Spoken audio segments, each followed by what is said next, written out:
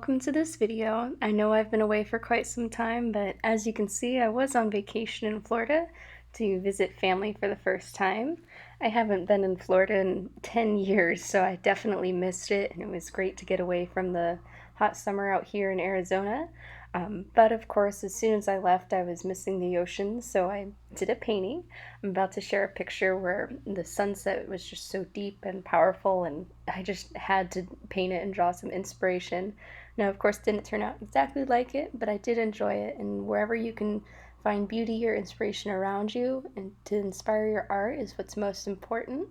So with this painting, of course, I just started off my favorite way, laying down a layer of white paint. This allows any colors you lay down on top to blend extremely easily. I find this is very helpful if you're doing any sunsets or skies. And then of course, with water as well, just keeping it very smooth. So I'm just gonna go ahead and continue laying that white paint down. And to start the sunset, I'm putting in a bright patch of yellow as well as some ochre around it, and I'm not really paying attention to how I'm blending it. I'm just trying to get the color down. Then I'm adding some crimson on the sides, not too much, just because red is a very powerful color. And afterwards, I'm just continuing to add that around it, and then I'm going to be blending it in just a moment here. Adding in some deep purple that I mixed with the crimson and some blue on the side. I really love adding purple to my skies, and I'm just starting to just barely blend it out towards the sun and around. Adding some more of that dark color to create some contrast with the yellow. I really like making wispy clouds, I suppose, just where it looks kind of like tendrils sweeping across. Then I'm just going in with the dark blue I'd used to create the purple that I mixed with the red, and adding that on the corners. And I'm adding in some white here to just lighten up some of that and start building up the layers. Adding more of the dark blue in the corner just to really create that dramatic effect. And going in, I didn't really have a plan exactly how I wanted it to look. I just started laying down the colors, blending it out, and trying to make it as bold as I could. You just saw I added some white to the center of the yellow for the sun just to really make it pop once I get these darker colors fully laid down. And as you can see, I'm just continuing to build up layers, adding dark, and blending some light colors on top, adding more dark. It just creates a lot of depth in the paintings, I feel. And now I'm just taking some of that deep violet and sweeping it across the bottom. I'm letting some of the unmixed red show through as well. I feel like it creates a pretty fun effect.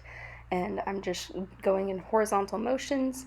I'm starting to plan out, with that curve I laid down, how I want the water to be coming in. I added some white to it to make that, lighter as it got towards you. And then now I'm just taking a thinner brush and some white paint and kind of sweeping across to do some indications of waves. It doesn't have to be perfectly represented. I'm just trying to indicate it, that the waves are there and the direction they're coming to make it believable.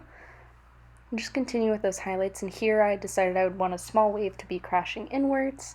So I'm adding some light where the top of the wave would be hit by the sunlight.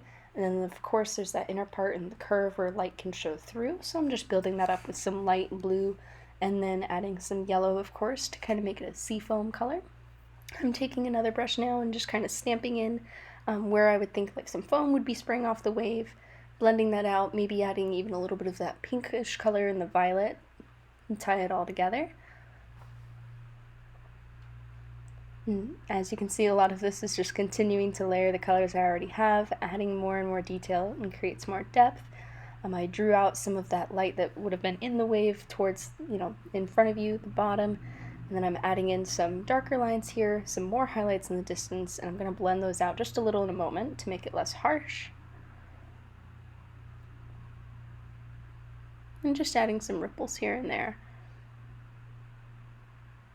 Now at the bottom I'm going to have some sand, so what I'm doing is I'm actually taking the colors I used in the sky, laying that down kind of in the same order where there's the yellow, yellow ochre, and then red on the corners, and I'm going to be adding some burnt sienna on the side of the red just because it kind of goes in with a brown color, and I'm about to go ahead and blend that out with some darkish blue mixed with burnt umber on the inside.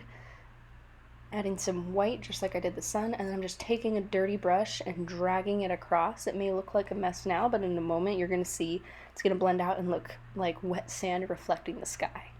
Adding some white in the center to dull down some of the colors. And then even some blue, just showing that the water is kind of reflecting or sitting on top. With some purple as well, of course. Adding some more burnt umber here, just continuing to blend and just have a little bit of the sun showing through like it's reflecting on the ground. Then I'm dragging out some of the water from the wave just to show, it's coming in. Kind of a thin sheer watercolor that's just coming on through. So I'm just about finished here. I'm just going to finish blending, maybe add a couple more highlights. With that being said, thank you so much for joining in on this video. As always, happy painting, and I'll see you again real soon.